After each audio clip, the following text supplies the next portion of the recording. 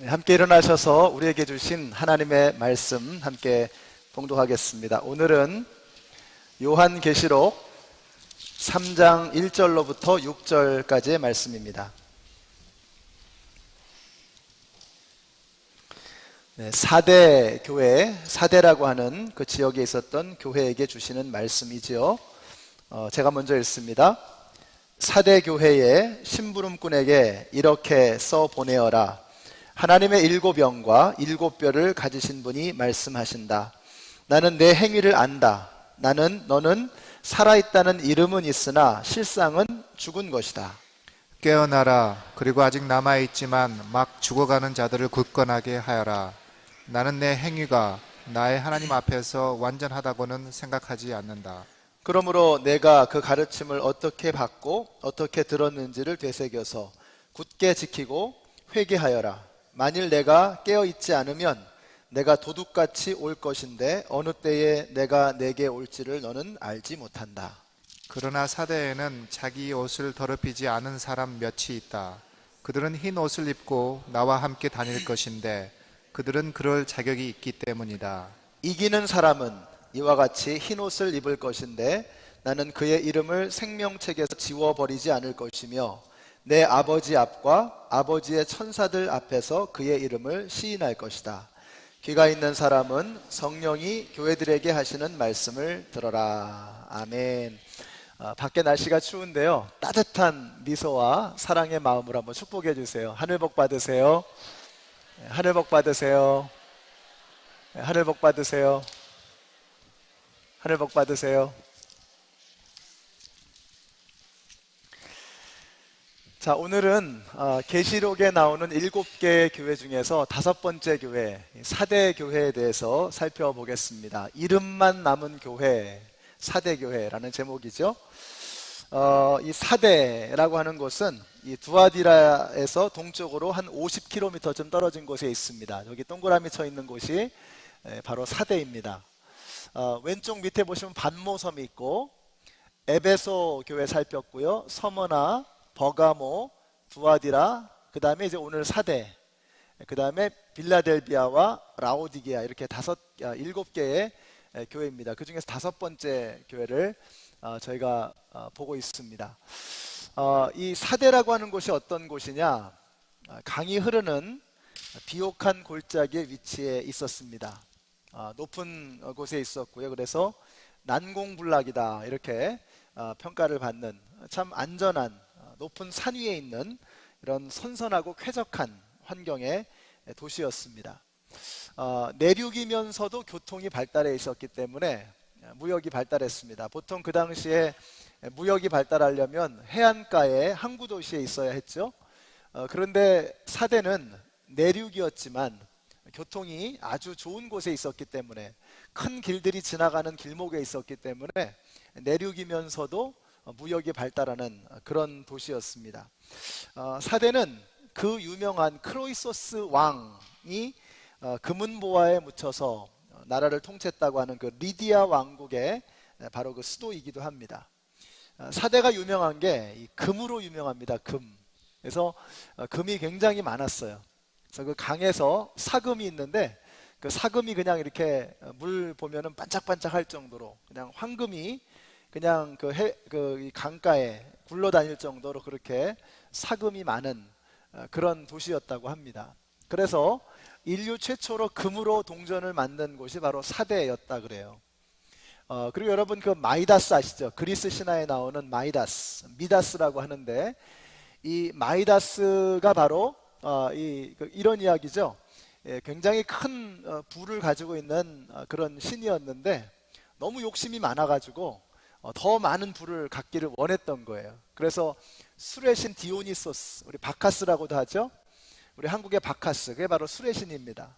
디오니소스라고 하는 신에게로 가서 내가 어떤 좀 특별한 능력을 갖기를 원하는데, 내가 손으로 대기만 하면은 다 금으로 바뀌는 그런 능력을 좀 달라고 이렇게 부탁을 했습니다. 그때 디오니소스가 술김에 그런 능력을 주었죠.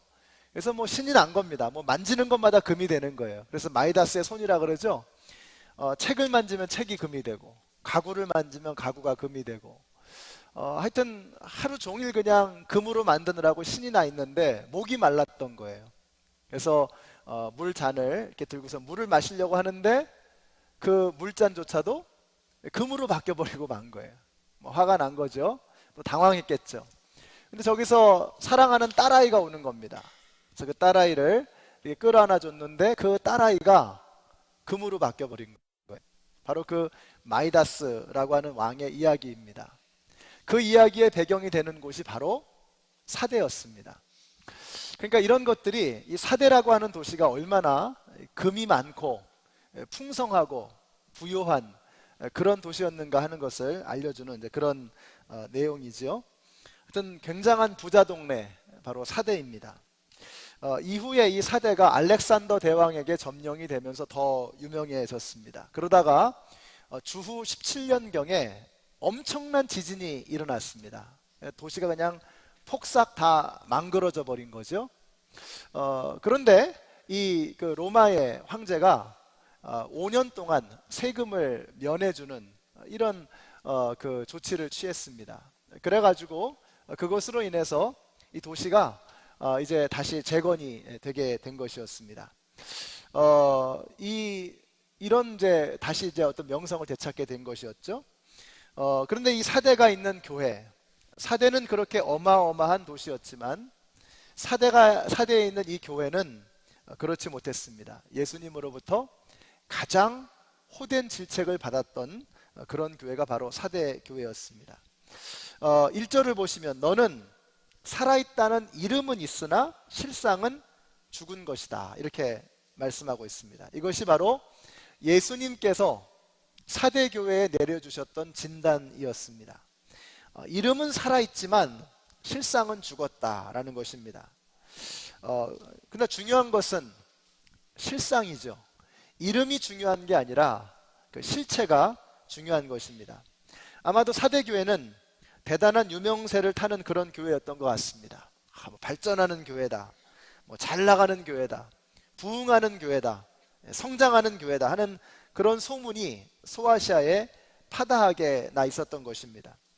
그래서 이 교회를 방문하는 사람들이 교회를 보면서 막 탄성을 지르는 거죠. 이야, 정말 사대 교회는 살아있는 교회구나 하는 이런 칭찬을 들었습니다. 그래서 이름이 살아있다, 유명한 교회다, 이렇게 사람들이 인정을 했던 것입니다. 인물도 많고 재정도 넉넉하고 프로그램도 훌륭하고 건물도 대단했습니다. 어디를 봐도 이 교회는 살아있는 교회다. 그래서 이름이 살아있다라고 하는 그 이름을 얻었던 교회였던 것입니다. 그러나 우리 주님은 불꽃 같은 눈으로 이 교회를 바라보시며 실상은 죽었다라고 말씀하십니다. 이름은 있지만 생명은 없는 교회, 이것이 바로 사대교회였습니다. 그러나 여러분, 이름이 중요한 것이 아니라 생명이 중요한 것입니다. 생명이라고 하는 그 실상이 중요한 것입니다. 저는 우리 연합장로교회가 이름이 아니라 실상이 살아있는 교회가 되시기를 바랍니다. 능력은 이름이 아니라 생명으로부터 오는 것입니다. 우리가 겉모양에 속으면 안 되겠습니다. 전에 그런 말씀 드렸죠. 우리는 큰 교회가 아니라 좋은 교회가 되면 좋겠다. 우리가 큰 교회가 아니라 좋은 교회가 되었으면 좋겠다는 이 말의 의미가 무엇이겠습니까? 여러분, 병원도 그렇죠? 크다고 좋은 병원이 아니라 사람 살려야 좋은 병원입니다. 우리 교회가 정말 사람을 살리는 좋은 교회가 되었으면 좋겠어요. 생명의 능력 있는 그런 교회가 되었으면 좋겠습니다. 그러면 사이즈는 하나님이 알아서 하시는 거예요.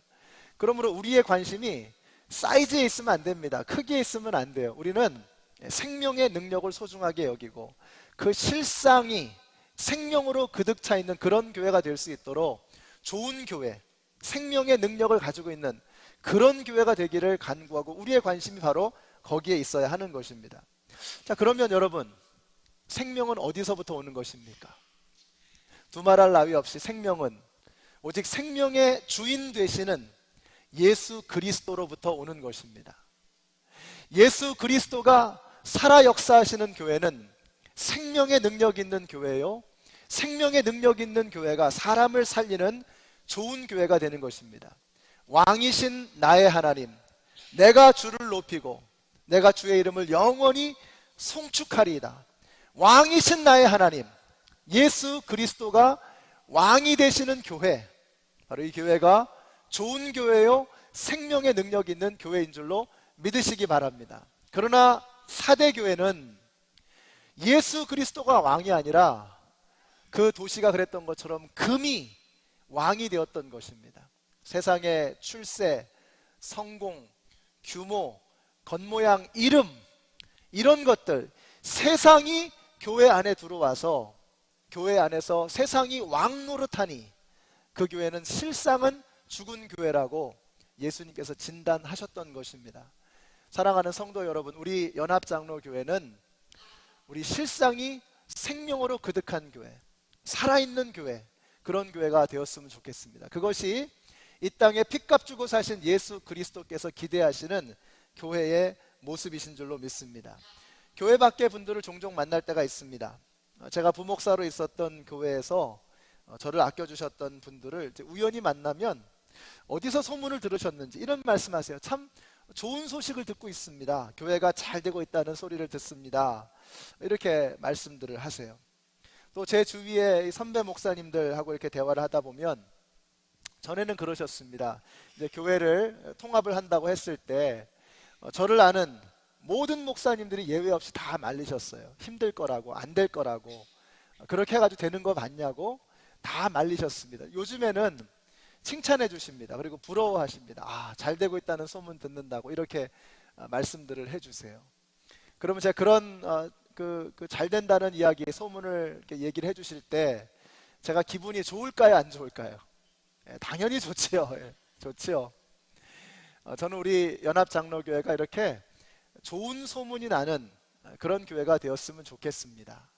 그러나 정말로 중요한 게 있습니다. 여러분, 이름이 소문이 나는 것, 잘 된다고 그렇게 소문이 나는 것, 그게 중요한 게 아니라 실상이 중요한 것입니다. 이 안에 정말 예수 그리스도가 왕으로 살아계시는가? 우리는 정말 예수 그리스도 한 분만을 왕으로 모시고 계시는가? 우리가 예수 그리스도를 왕으로 모신다면 염려할 것이 없는 줄로 믿습니다. 교회에 관해서 염려할 게 없는 거예요. 예수님이 왕이시면 염려할 것이 없는 것입니다. 예수님이 왕이시면 우리가 세상적인 것으로 인해서 이 안에서 상처받고 고통받는 일이 없어야 하는 것입니다. 예수님이 왕이신데, 예수님이 기준이신데, 예수님의 생명이 우리 가운데 역사하시는데 우리가 서로 세상적인 시기와 다툼과 미움과 갈등과 분열로 고통당해서는 안 되는 것입니다. 우리 연합장로교회가 실상이 예수 그리스도가 왕이시고 실상이 생명으로 충만한 그런 교회가 되시기를 예수님의 이름으로 축원합니다. 그렇게 되기 위해서는 여러분 안에 예수 그리스도의 생명이 충만해야 되는 것입니다. 예수 그리스도께서 생명으로 춤을 추는 교회, 그런 교회가 되어야 하는 것입니다. 그래서 세상이 왕 되는 교회가 아니라 예수 그리스도가 왕이 되시고 예수 그리스도가 기준이 되시는 교회, 그런 교회가 되면 우리 교회는 정말 생명이 있는, 그리고 생명을 주는 참 좋은 교회, 예수님이 기뻐하시는 그런 교회가 될 줄로 믿습니다. 우리 교회가 소문만 좋은 교회가 아니라 정말 실상으로 칭찬받고 실상으로 인해서 하나님 앞에 칭찬을 받을 수 있는, 상을 받을 수 있는 그런 교회가 되었으면 좋겠습니다. 교회와 마찬가지로 성도님들도 마찬가지입니다. 이름은 대단합니다. 3대째 예수를 믿는다, 모태신앙이다, 목사다, 장로다, 집사다, 목자다, 목녀다, 대단한 이름을 가졌습니다. 경건의 모양이 있습니다. 그러나 경건에 능력이 없는 것입니다. 그 안에 생명이 없는 것입니다. 우리가 그런 사람들이 되어서는 안 되는 것입니다. 여러분, 여러분의 이름에 걸맞는 생명의 충만함이 여러분 가운데 있게 되시기를 축복합니다. 여러분의 이름이 무엇입니까? 우리의 이름은 무엇입니까? 우리는 성도, 그리스도인입니다. 대단한 이름을 가졌습니다. 근데 이름만 살아있어서는 안 되는 겁니다.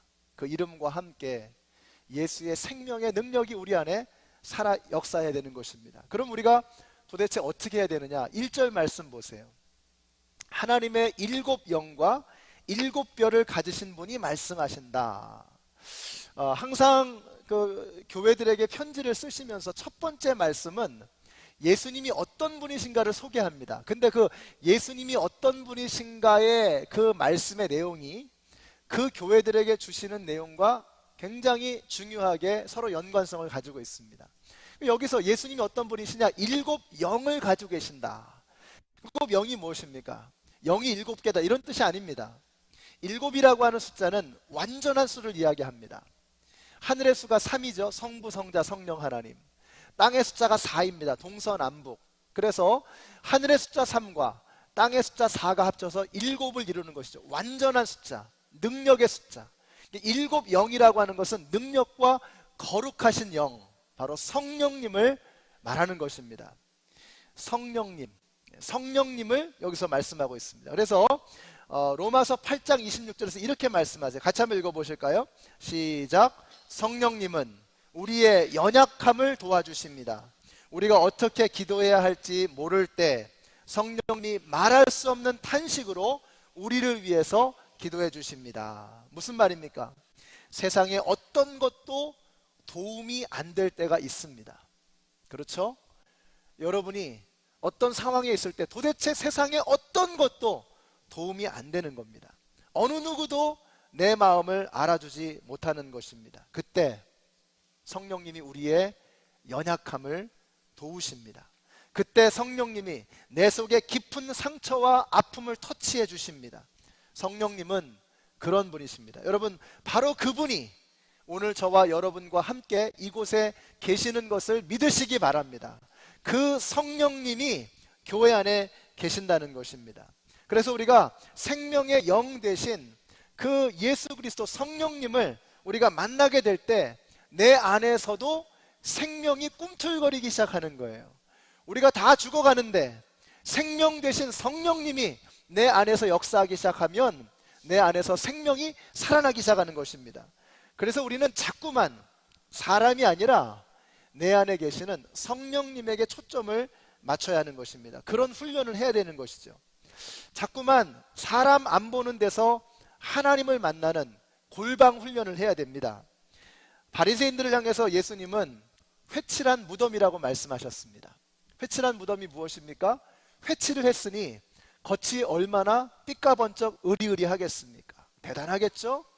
그러나 그것은 무덤이기 때문에 그 안에 죽음으로 가득 찬 것입니다. 바리새인들은 회칠한 무덤이었습니다.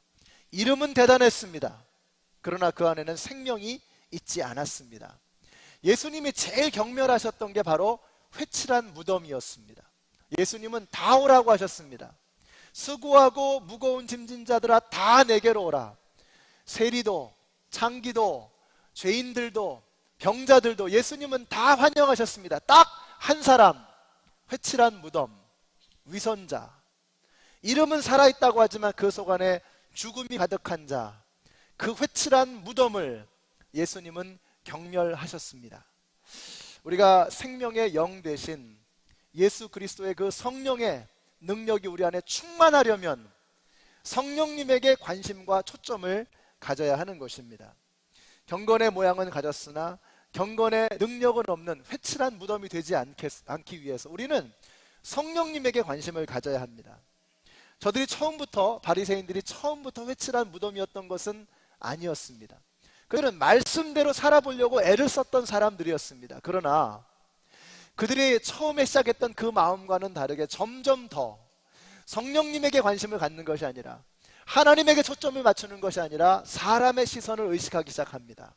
그래서 사람들이 보는 앞에서 큰 소리로 기도하고 사람들 앞에서 보란듯이 금식하고 성경을 연구하고 하나님의 말씀을 듣는 것이 아니라 사람들의 시선에 관심을 갖기 시작하는 것입니다. 그러면서 점점 그들의 시선은 하나님에게서 사람으로 옮겨지게 되었던 것입니다. 점점 그들은 회칠한 무덤이 되어져 가고 말았던 것입니다. 그러므로 우리가 성령님을 만나는, 그래서 생명의 능력으로 충만한 성도가 되어지기 위해서는 우리도 훈련해야 합니다.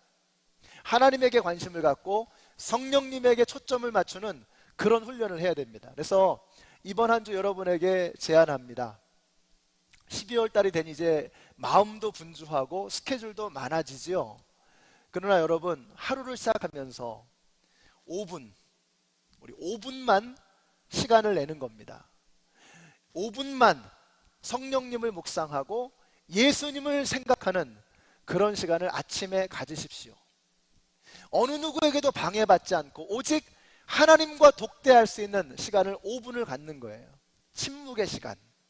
누구에게도 방해받지 않는 침묵의 시간. 성령님과 데이트하는 그런 시간을 가지십시오. 여기 목자님들, 목녀님들, 장로님들, 권사님들, 안수집사님들, 하루에 10분, 하루에 10분. 날씨가 추우니 여러분이 이불 속에서 나오기가 싫으시죠? 아침에 이불 속에 있으면서 성령님과 함께 따스한 대화를 나누는 것입니다. 시동을 걸어놓고 한 5분이고 이렇게 워밍업 하시죠? 그 시간에 누구도 방해받지 않는 그곳에서 성령님과 대화를 시작하는 것입니다.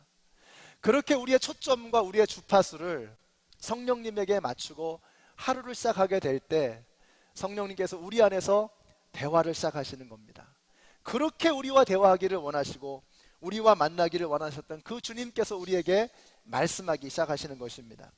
여러분, 시간을 내셔서 이번 한 주간은 우리 성령님과 대화를 시작하는 저와 여러분이 되시기를 바랍니다. 자, 그러면서 주님께서 처방전을 내리십니다. 우리 같이 한번 읽어보실까요? 2절과 3절 시작.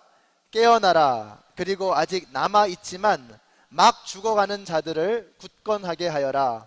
나는 내 행위가 나의 하나님 앞에서 완전하다고는 생각하지 않는다. 그러므로 내가 그 가르침을 어떻게 받고 어떻게 들었는지를 되새겨서 굳게 지키고 회개하여라. 만일 내가 깨어있지 않으면 내가 도둑같이 올 것인데 어느 때에 내가 내게 올지를 너는 알지 못한다. 여러분, 이 말씀을 읽으면서 어떤 생각이 드세요? 저는 이 말씀을 묵상하면서 야, 주님 참 애쓰신다, 이런 마음이 들더라고요. 저는 주님께서 참 너무 애를 쓰신다는 이런 마음이 들면서 좀 안타까웠습니다. 근데 왜 그러셨을까? 주님께서 그래도 이 교회를 향한 희망을 포기하지 않으시는 겁니다. 여러분, 사대교회는 끝난 교회입니다. 희망이 없는 교회입니다. 이름은 살아있는데 실상은 죽었다고 말씀하고 있어요. 희망이 없는 교회. 그런데 주님이 애를 쓰십니다. 이유가 무엇인가? 주님은 그 희망을 포기하지 않으시는 거예요. 죽어가는데 포기하지 않으시는 거예요. 여러분, 가끔 영화나 이런 거 보면 그 가슴에 전기 충격 펑 하면서 다 죽었는데 계속해서 막 전기 살려보려고 말이죠. 우리 주님께서 이 말씀을 하시면서 저는 바로 그 장면이 생각이 나는 거예요. 죽었다라고 판정을 받았지만 희망을 버리지 아니하시는 주님께서 애를 쓰고 계시는 것입니다. 바로 저와 여러분을 향한 하나님의 사랑인 것을 여러분 믿으시기 바랍니다. 그래서 뭐라고 말씀하세요? Wake up! 깨어나라 라고 말씀해요. 깨어나라. Wake up! 일어나라는 것입니다. 잠들어 있지 말고 일어나라는 것입니다. 주님께서 Wake up call을 외치시는 거예요. 이 말씀을 듣는 와중에도 주무시는 분이 혹시 계신가요? Wake up! 일어나라고 말씀하고 계십니다. 오늘 사랑하는 성도 여러분, 혹시 여러분 주무시고 계십니까? 믿음에 대한 소망도 성장에 대한 희망도 아무런 기쁨도 갖지 못하고 그냥 죽은 듯이 앉아 계시는 분이 계십니까? Wake up! 주님께서 말씀하시는 거예요. 여러분, 세상에 모두가 희망을 다 놓아버리고 포기했다고 할지라도 예수님은 포기하지 않으시는 것을 믿으시기 바랍니다. 주님은 여러분을 끝까지 포기하지 않으십니다. Wake up! 일어나라고 주님 말씀하고 있습니다. 혹 여러분이 예배를 드리는데 감동이 없으십니까? 찬양을 드리는데 마음속에서 움직이는 것이 하나도 없으십니까? 말씀을 들어도 들리는 것이 없고 사랑의 교제를 나누어도 아무런 느껴지는 것이 없으십니까? Wake up! 일어나라고, 깨어나라고 주님께서 말씀하고 계십니다. 주님이 애를 쓰고 계시는 거예요. 그 희망의 끈을 포기하지 않고 우리를 흔들어 깨우기를 주님은 원하시는 것입니다. 여기 계신 모든 성도님들, 여러분 일어나시기를 바랍니다. 깨어나십시다. 우리 더 이상 잠들어 있지 마시고 죽어가는 그 마음을 주님 앞에 다 내어놓고 깨어 일어서는 우리 모두가 되시기를 예수님의 이름으로 축원합니다. 우리 한번 옆에 있는 분들에게 말씀해 주세요. 깨어나십시오. Wake up. Wake up. 흔드세요. 흔들어 깨워주세요. Wake up.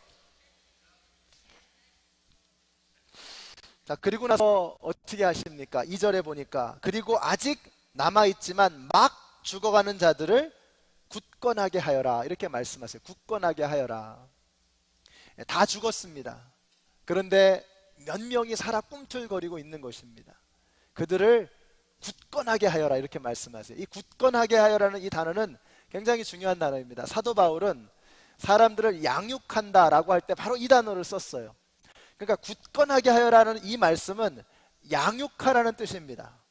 어린 것들을, 죽어가는 것들을 살리고 키우라는 것입니다. 저는 우리 연합장로교회가 이렇게 죽어가는 것들을 살려내기를 소원하는 그런 교회가 되었으면 좋겠습니다. 양육이 있는 교회가 되어야 하는 것입니다. 양육, 사람을 키우는 교회가 되어야 하는 것입니다. 우리가 사람을 키우기 위해서는요, 한 가지 필요한 게 있습니다. 희망입니다. 희망. 그 사람에 대한 기대입니다. 여러분, 여러분의 자녀들이 지금 그 모양이 될 줄 알았으면 여러분이 어렸을 때 그 자녀들을 그렇게 키울 수 있었을까요? 우리가 못했을 것입니다.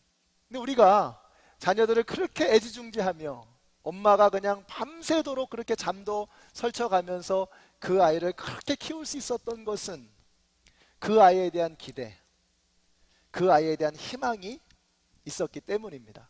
희망이 없으면, 기대가 없으면 사람은 키울 수 없습니다. 우리 연합장로교회는 사람을 키우는 교회, 어린 것을 양육하는 그런 교회가 되었으면 좋겠습니다.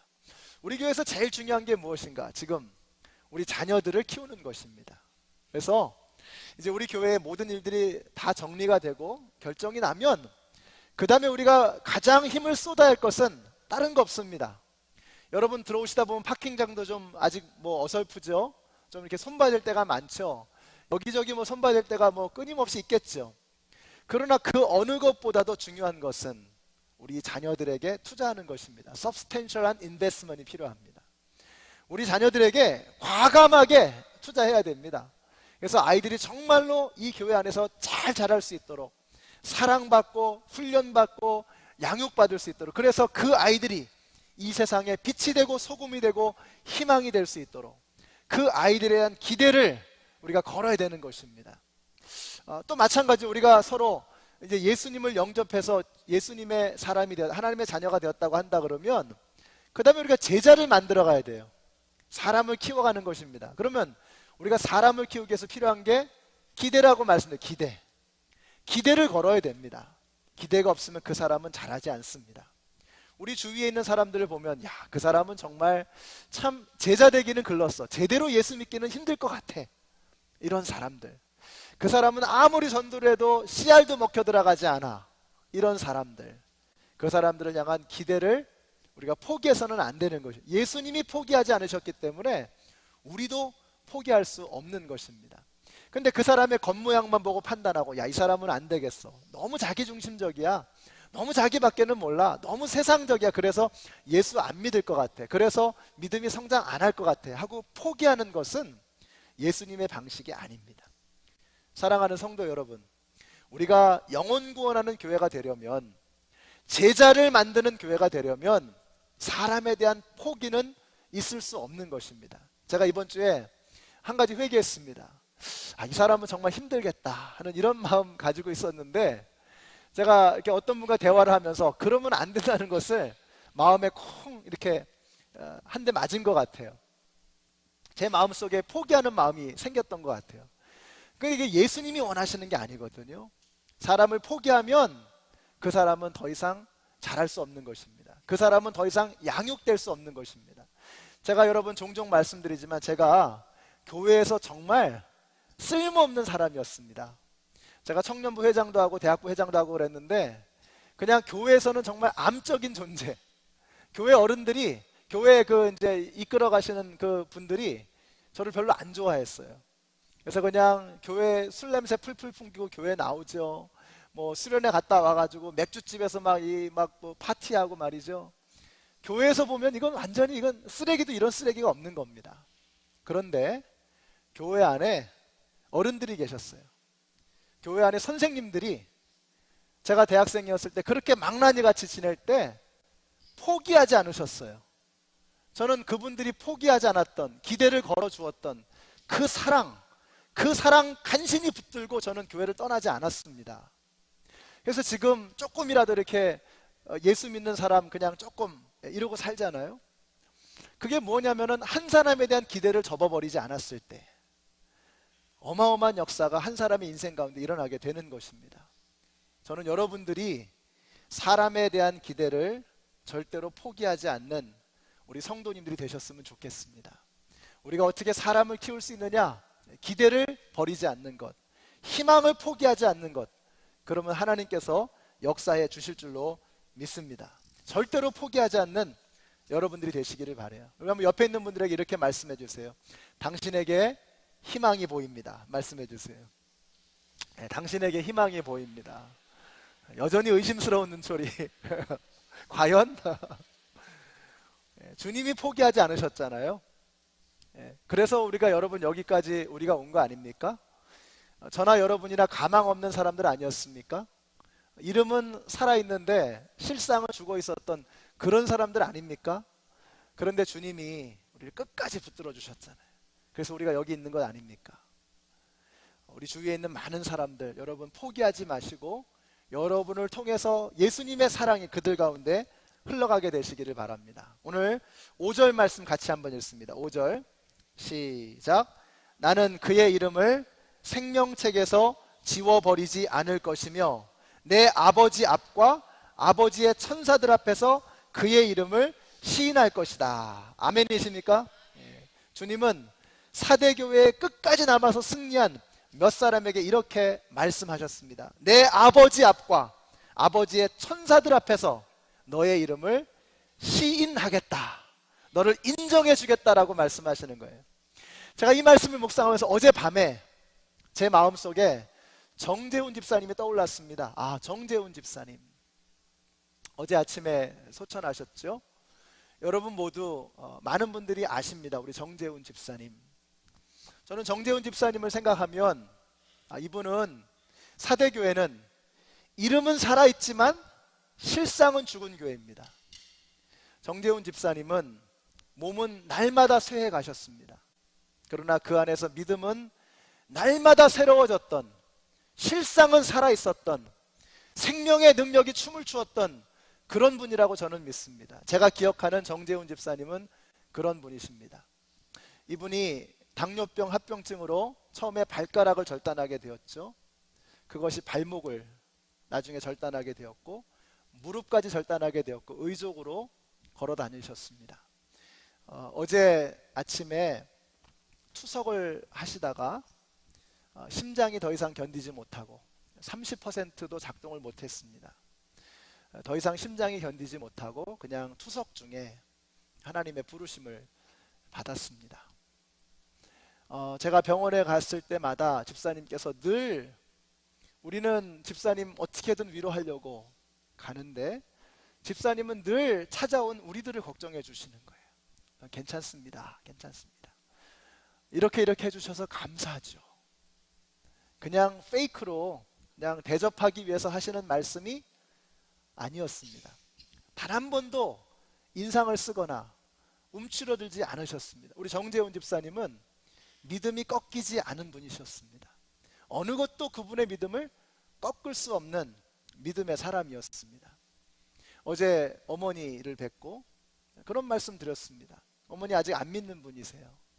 왜 내 아들을 데려갔느냐고 목사인 저에게 하나님이 왜 내 아들을 데려갔느냐고 물으시는데 할 말이 없었습니다. 우리 함께 간 장로님과 함께 그냥 옆에서 울면서 같이 있어 드릴 수밖에 없었습니다. 다 끝나고 저희가 이제 떠나게 되었을 때 요한복음 1장 12절의 말씀을 읽어드렸습니다. 영접하는 자, 곧 그 이름을 믿는 자들에게는 하나님의 자녀가 되는 권세를 주셨으니. 우리 정재훈 집사님은 예수님을 믿으신 분입니다. 그냥 말로만 믿은 게 아니라 그의 삶으로 보여주셨고 생명을 다해서 믿으신 분이셨습니다. 우리 정재훈 집사님은 실상이 살아있는, 생명이 춤을 추는 그런 분이셨습니다. 우리 사랑하는 성도 여러분, 우리도 정 집사님의 믿음을 닮았으면 좋겠습니다. 그냥 예수 믿는 거, 기왕 예수 믿는 거, 그냥 이름만 걸어놓고 왔다 갔다 하는 그런 믿음, 그 믿음은 죽은 믿음이고 죽은 것은 능력이 없습니다. 죽은 것은 아무런 힘이 없습니다. 여러분, 바닷물고기가 바다에 살죠? 바닷물이 짜죠? 그런데 바닷물고기는 짜지 않습니다. 이유가 무엇입니까? 살아있기 때문입니다. 살아있는 것은 세상에 영향받고 지배받는 것이 아니라 오히려 세상을 바꿔가는 것입니다. 살아있는 물고기는 물결을 거슬러 올라가지만 죽은 물고기는 떠내려가는 것입니다. 여러분의 믿음이 살아있다면 세상에 휩쓸려 가지 않을 것입니다. 우리의 믿음이 살아있다면 세상의 죄악이 우리 가운데 침투할 수 없을 것입니다. 우리 연합장로교회가 그런 교회가 되었으면 좋겠습니다. 이름만 살아있는 교회가 아니라 실상이 살아있는 생명으로 충만한 교회. 그래서 세상에 의해서 지배받는 것이 아니라 오히려 세상을 지배하고 예수님의 이름으로 세상을 다스리고 세상을 바꿔나가고 마귀의 권세를 무너뜨릴 수 있는 실상이 살아 생명이 춤을 추는 우리 연합장로교회 그리고 모든 성도님들이 되시기를 예수님의 이름으로 축원합니다. 기도하겠습니다. 좋으신 사랑의 하나님, 감사합니다. 사대교회를 향해서 책망하신 그 질책, 그것은 바로 우리들을 향한 우리 주님의 질책이라고 하는 것을 오늘 깨닫습니다. 이름만 살아있는 성도, 이름밖에는 살아있는 것이 없는 그런 직분자 되지 않도록 하나님 우리를 흔들어 깨워주시옵소서. 오늘 이 아침에 다시 한번 성령님의 능력으로 일어서는 우리 모두가 되게 하여 주시옵소서. 그래서 소문만 무성한 교회가 아니라 정말 살아있는 생명의 능력으로 세상을 변화시켜 나갈 수 있는, 이 세상을 하나님의 나라로 바꿔 나갈 수 있는 주님의 백성들 다 되게 하여 주시옵소서. 예수님의 이름으로 기도드렸습니다. 아멘. 일어나서 찬양하시겠습니다.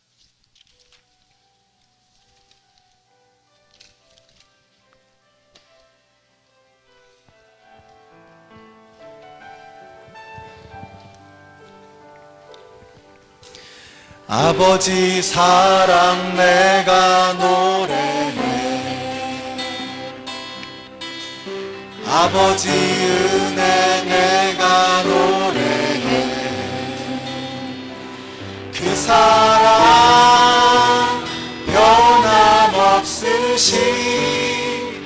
거짓 없으신, 신실하신 그 사랑, 상한 때 꺾지 않으시네. 꺼져가는 등불 끄지 않는 그 사랑, 변함없으신, 거짓 없으신, 성실하신 그 사랑,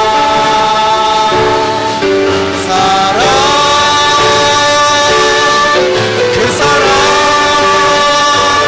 날 위해 주신, 날 위해 다시 사신 예수 그리스도, 다시 오실 그 사랑, 죽음도 생명도 천사도 하늘의 어떤 권세도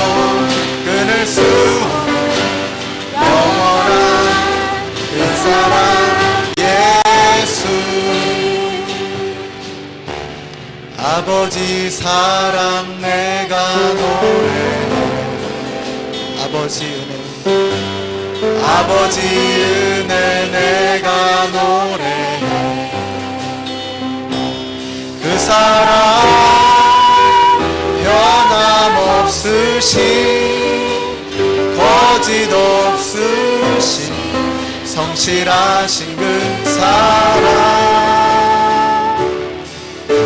상한 갈 때 꺾지 않으시는 생명의 주님 꺼져가는 등불 끄지 긍휼과 자비의 예수님 그 사랑 변함없으신 거짓 없으신 성실하신 그 사랑